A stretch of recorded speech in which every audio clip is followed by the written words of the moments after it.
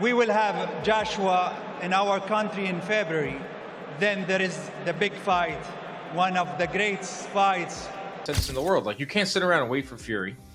The Usyk fight is not materializing, and I don't think any fans want to see that. So, in a way, this could be Joshua's final fight or final meaningful fight. It's going to happen in 5 weeks. That there's a huge opportunity for enormous amounts of money to be generated around a fight that really has no integrity behind it in terms of as a fight, but in terms as a media spectacle and entertainment opportunity. Turki Alalshikh criticized Anthony Joshua for even thinking about fighting Jake Paul, calling it a strange choice. He explained that he is planning one of the biggest boxing events for next February, with Joshua involved, but he didn't reveal the opponent. It could be Tyson Fury, but Alalshikh refused to confirm anything, keeping fans curious. He also mentioned Joshua already has a fight booked for 2026. Showing that every move around this possible matchup is being planned very carefully. And Anthony Joshua this year, do you think? As a fan, of course, I want to see it. Do you personally want to see it? Yeah, as a fan, but you need first of all to be sure they are focused. Eddie Hearn, who has managed Joshua's career for years, speaks about the topic with both hope and realism. He says every important move for Joshua has to match the long-term strategy created with Turki Alalshikh, the powerful figure now shaping boxing worldwide. Hearn believes Alalshikh is the key to making huge events happen, especially the long-awaited Joshua versus Tyson Fury fight. To him, every decision must fit the bigger plan, not be a quick reaction to online hype. Hearn admits the money in a Joshua-Paul fight is tempting, but says major business needs structure and timing, not random publicity. I mean, when this fight was first mentioned by Jake Paul, I kind of laughed and thought that'd be nice, wouldn't it? And then, you know, meetings with His Excellency last week, who I think realises the commercial size of that fight and that opportunity. So if Jake Paul was mad enough to do it, I think Anthony would probably say yes as well and do everybody a favour and end it all, you know, for Mr. Paul in boxing. So, like I said, not really a fight we've been targeting, but if it's presented to... John Fury, known for his bold opinions, rejects the idea that Jake Paul could beat Anthony Joshua if the fight is real. He believes the physical differences are so huge that any result favoring Paul would instantly look suspicious. Fury says Joshua's power and size should be too much for Paul, and if the outcome looks strange, fans would question if the fight was genuine. His view reflects a concern shared by traditional boxing fans. The sport's reputation is delicate, and crossover fights must be done properly to protect boxing's image. Work. They can't. Anthony Joshua could knock Jake Paul out with his dick. So if it goes any other way, you know. You give me a headline there, by the way. If it goes any other way, you know it's fucking fixed, don't you? The debate grows stronger when people outside boxing speak up. Jamie O'Hara, known for his direct style, asked why Jake Paul should even be allowed to face Anthony Joshua. He thinks Paul's achievements, although impressive for a celebrity-turned-boxer, do not place him anywhere near the level needed to fight a former world-class heavyweight. To O'Hara, this matchup shows how fame, online views, and entertainment have started to become more important than rankings, skill, and real competition. This one, because Anthony Joshua is a two-time world champion. Jake Paul's a YouTuber and doesn't deserve the right to be in a ring with Anthony Well, don't buy the fight then. It's dangerous. I think it's a dangerous fight. We saw what Anthony Joshua had done to Francis Ngannou. This is a fight. I know, but what I'm People saying are going in there, their health is at risk. But the only reason they put someone in there in a ring. I know, Jay. And you say the only reason we're doing it is for money. That don't sit right with me. Fine, then don't buy it. We've seen boxers die who got punched in the face. Fine. You want to make some money. Eddie Hearn, all that matchroom, they're going to make a fortune, right? Fine. Jake Paul's going to make a fortune. Anthony Joshua makes a fortune. I'm worried for Jake Paul getting seriously hurt. You are putting an amateur boxer in a ring with a... Chael Sonnen adds another angle by questioning the reality of the entire situation. He says the hype around the rumored fight grew too fast without any official confirmation from promoters or boxing bodies. Sonnen sees the reaction as part of modern media culture, where rumors spread instantly and people treat guesses like facts. He says Joshua has always represented discipline, structure, and professionalism. So jumping toward a novelty fight feels unlike the career image Joshua built. Sonnen's doubt isn't about the fighters, but about a society that turns every rumor into global news. Done, right? Isn't that what we were all told? And I had reached out to Jake directly. But he didn't get back to me. I did get a response, but it was like, you know the response where somebody's like buying some time, or they just want to acknowledge, like they give you a receipt. I mean, I'm in receipt of your text message. They can give you an emoji or something like this, or sometimes there's even the I'm trying to remember what I got, but you can get like the automatic, I'll call you later. You know those? So even though I had said, hey, I'm looking for a confirmation of this fight, and he did respond, as I reflect back on that, it's like, well, he didn't respond confirming the fight. So who did confirm the fight? So I went to Helwani, and Helwani thought that it was confirmed, but he was a little lighter in the language than what I thought I remember hearing. And there's a number of boxing guys just saying, hey, that's not going to happen. And they had a few details, one of which was being Florida. And the Florida Commission would probably be open to something like this, particularly under the clause of exhibition. And then we'd all have to kind of hear, well, what are those rules and what are those stipulations? But that's reasonable to work with. But we haven't been able to get a confirmation from the Florida Commission. And now we're actually getting boxing guys on the inner circle. We're hearing from some British guys, from some fellow comrades to Joshua that said he wouldn't do that fight. He just wouldn't do that fight. That people would lose respect for him. That he has carried British boxing. This was one guy talking, but the guy said that Joshua has carried British boxing for 2 decades. And that while carrying British boxing on his back, if he was to go over and do a spoof fight against a YouTuber, now I don't look at Jake Paul that way. I look at him as a badass. I understand how greatly he is outmatched. I understand the lack of experience in comparison to Joshua. Believe me, I get it. But I don't dismiss him as a YouTuber, right? Look at him as a guy that went to the distance with... Another fighter who has experienced both success and setbacks, Tyron Woodley, gives a more balanced view. He says confidence is a powerful tool, and a fighter who truly believes in himself can shock people. Woodley warns Joshua not to underestimate Paul just because of their big differences in size, skill, and background. Joshua is expected to win, but a fight is still unpredictable. Ignoring the chance of surprising moments is risky. Woodley's opinion reminds people that combat sports can change in an instant, no matter how uneven a matchup looks. I mean, to be honest, when a fighter has belief in themselves, I never took Jake lightly. A lot of guys like, oh, he a YouTuber, he a Disney kid, but he does a good job of putting the smoke and mirrors up. He doesn't have anything limiting him from training, nutrition, training partners, coaches, and when you believe in yourself, and you're an athlete, and you can put those hours into the gym, that's a dangerous person to go against. And you look at Anthony, he may be taking them lightly, When you have somebody that's smaller than you, that's more agile than you and moving around, we don't know how Anthony's going to deal with that fight. Of course, with the boxing, the skill and experience has got to go with Joshua. But with Jake... Look what AJ done to Francis Ngannou, right? I'll put that to you. Do you not see that happening the same way with Jake Paul? I mean, anybody can get caught with a punch. I got caught with a punch. Francis got hit with some shit, to be honest. So we didn't see a full fight. We didn't see, an exchange. We didn't see like we saw with Tyson Fury, where he, lasted most of the fight. So it's hard to judge off of that one. And they're such different fighters. Some experts look at the technical concerns, mainly the weight difference between Joshua and Paul, because their natural sizes are so far apart. Many analysts believe the fight should be an exhibition for safety, but it seems the plan is to make it a real professional match with full rules. These query conditions, as some call them, include details like weight, gloves, rounds, judges, and rules that guarantee fairness. Treating such an uneven matchup as a serious fight makes many old-school fans uncomfortable, because they think certain standards in boxing should never be changed.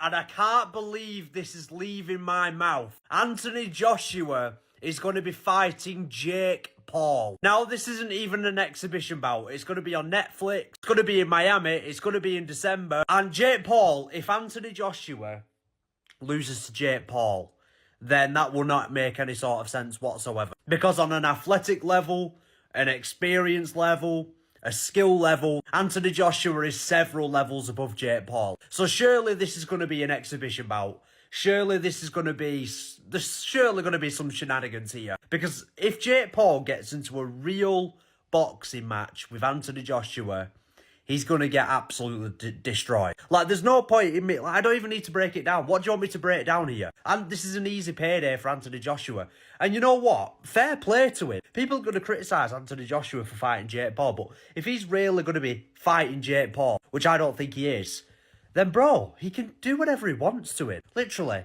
But then just imagine. Oh, it's just crazy to think about. Fair play to Jake Paul though, if this is a real boxing match. If I see exhibition attached to this, we'll know it's a sham. However, if I see that this is a real fight... Despite the criticism, Jake Paul's fans argue that he has been earning respect slowly. After beating Julio Cesar Chavez Jr., Paul showed his supporters that he can compete with fighters who have real boxing backgrounds. Analysts say Paul targets experienced opponents because they offer challenges and credibility. By calling out Joshua, he is chasing the biggest moment of his boxing career. His path may be unusual, but supporters believe he has taken enough risks to be seen as more than just an entertainer. It's about what Jake Paul does. And the reality is, there are 2 mega fights he's came very close to making in the last 12 months, and they weren't against Anthony Joshua, or big motherfucking cruiserweights. They were against men smaller than him. Canelo Alvarez, which was fucking days away from being made, and Gervonta Tank Davis, who, if he hadn't have lost his last, or drawn his last fight rather, that fight would probably be made for this end of this year already. Both of them are mega money fights. Yes, they're much more skilled fighters than him, but he's got a big size advantage. You look at, a mega size advantage on Tank, even though Tank is, an amazing boxer. Canelo is looking older. He's probably thinking, fuck it. I'm in there with Canelo. Why the fuck not? It's calculated gambling, that. Yeah, you might still get your ass kicked, but at least you can have imagine a path to victory. And even if it is delusional, it's not Anthony Joshua delusional. The biggest fight for the most amount of money is his true goal. But when he talks about the world titles, it's more of a, why not? I mean, if I fucking get through that and I fucking still got my life intact, then why not roll the dice against a top guy? Badu Jack, for example, is a world champion. He is very over the hill. There's a fight I can imagine him maybe in a couple of years going, fuck it. If he's still champion, why not? But with the killers like... Simon Jordan gives one of the strongest arguments against Joshua considering this fight. Known for his sharp opinions, Jordan says Joshua should not take a matchup that adds nothing to his legacy. He believes boxing must keep certain standards. When a former heavyweight champion entertains a challenge from a YouTuber, it sends the wrong message about the sport. Jordan says money should not control every choice, especially for someone like Joshua who already helped shape British boxing history. Fight between Anthony Joshua and Jake Paul in December. What does it tell us, Simon? Does it tell us more, as I said in the introduction, about the falling star of AJ or the rising one of Jake Paul? It tells you that there's a huge opportunity for enormous amounts of money to be generated around a fight that really has no integrity behind it in terms of as a fight, but in terms as a media spectacle and entertainment opportunity. You've got a very talented YouTuber that's built himself into a massive influence with huge following, and you've got a former 2-time champion of the world that operates at a very high level of engagement. Whether he's a high level of performer anymore is a different discussion.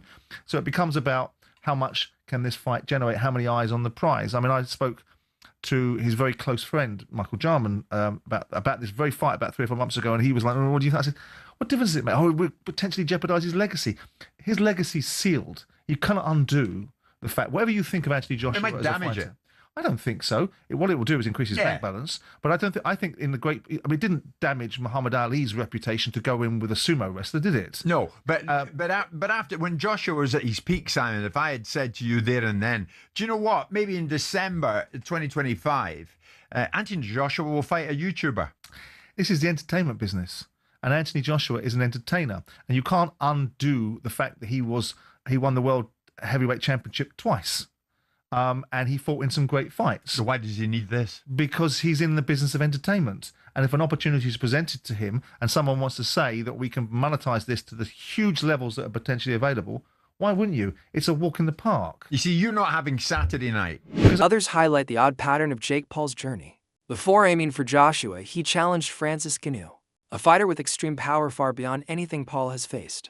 Although Paul keeps targeting big names, the gap between his skill level and the fighters he calls out stays very wide. Observers say Paul changes targets too quickly, making people doubt if he will stick to any plan. This is why Eddie Hearn often reacts carefully to Paul's announcements. Jake may have ambition, but his choices shift depending on mood, timing, and publicity. It would be something unique. It would be something incredible. It's the same reason that I would be intrigued by a Jake Paul versus Anthony Joshua fight, although I would never advise Jake Paul to take a Anthony Joshua fight. I wouldn't advise him to take a Francis Ngannou fight either, because as much as Anthony is far better, which we saw when they actually fought, Joshua slept Francis Ngannou quicker than me after 2 melatonin. I mean, it was quick, fast, in a hurry, completely dominant. But we also saw Francis Ngannou go toe-to-toe with the heavyweight champion of the world at that time. Yes, he was out of shape. We understand that. But Tyson Fury on that night got the shock of his life when Francis Ngannou not only went toe-to-toe, but put him down and danced on him. To this day, I think that fight could have gone Francis's way. Point being, there are levels to this shit. Not just in boxing, but in combat in general. And the size difference Francis would have over Jake would be incredible, but it would have been a great event. And a lot of people would have tuned in. Francis, though, is saying that's not happening. How can they go from like Gervonta Davis to Francis Ngannou? Like, I mean, Gervonta Davis is a fantastic boxer, but and is a one-shot knockout artist. But come on, like the weight different and everything, it make no sense. It's a good point. I mean, obviously, Francis is right about the weight difference, but it's a good point in general for what do you do next? Jake has sparred guys like Shakur Stevenson, Ray Ford, Montana Love to try to prepare for Tank Davis. And even if you book this fight on December 12th or December 19th, that's still a completely different fight than you were going into. Completely different matchup, size-wise, skill-wise, the things that you're going to... The conversation broadens when former champion Tim Bradley talks about the confusion around Paul's decisions. Bradley remembers how Paul's planned fight with Gervonta Davis collapsed, causing large financial losses for networks, sponsors, and organizers. He says this is why many people in boxing treat Paul's statements with caution. When a fighter with huge online influence suddenly leaves confirmed deals, it creates problems across the industry. Bradley believes the sport struggles when big plans fall apart without warning. Some experts think that fighting Jake Paul might still help Joshua a little. Think real quick. You gotta be the dumbest dude, in the history of boxing, bro. $40 million, dog, down the drain. You gotta be the dumbest dude I've ever seen in the history of boxing, bro. Seriously. I'm like, $40 million, bro. Wealth. Literally wealth, bro. Going down the drain. I don't understand it. I can't make the... I don't understand it. But I'll tell you this. You know, MVP promotions, whatever the hell y'all call it, most valuable promotions, shit, more like rookie promotions. Yeah, more like rookie promotions. You didn't know what you were dealing with.